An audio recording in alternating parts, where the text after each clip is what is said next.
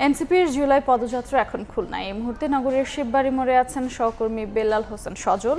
আমরা সরাসরি যাচ্ছি তার কাছে। নেতাকর্মীদের যে পদচারণা, সেই পদচারণায় কিন্তু খুলনা এই মুহূর্তে একেবারে উৎসবের যে নগরী সেটি কিন্তু বলা যায়। এনসিপির নেতাকর্মীরা যেমন কেন্দ্রীয় নেতারা এসেছেন, পাশাপাশি জেলা উপজেলা থেকে কিন্তু এনসিপির নেতৃবৃন্দরা এসেছেন এবং খুলনার যে শিববাড়ি মোড় সেটি কিন্তু একেবারে উৎসব মুখর পরিবেশ।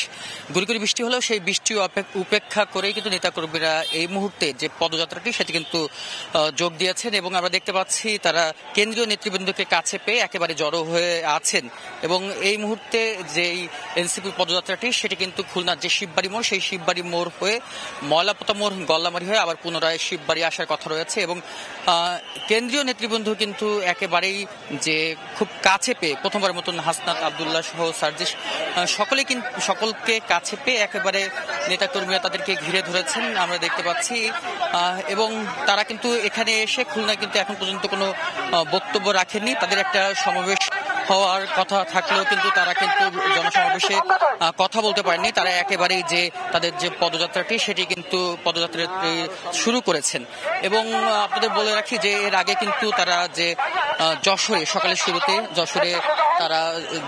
যশোরে শহীদ পরিবার এবং জুলাই আন্দোলনের শহীদ পরিবার এবং আহতদের সঙ্গে কথা বলেছেন। এরপরে দুপুরে জুমার নামাজের পরে তারা যশোরে পদযাত্রাটি করেছেন।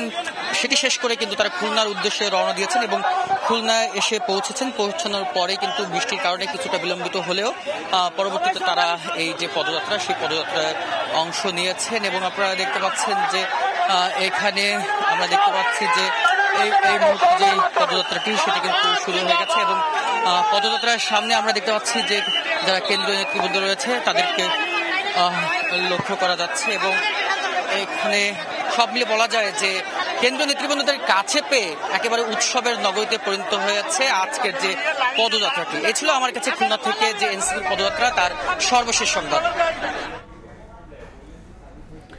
এনসিপির জুলাই পদযাত্রার সবশেষ নিয়ে আমরা সরাসরি ছিলাম খুলনায়।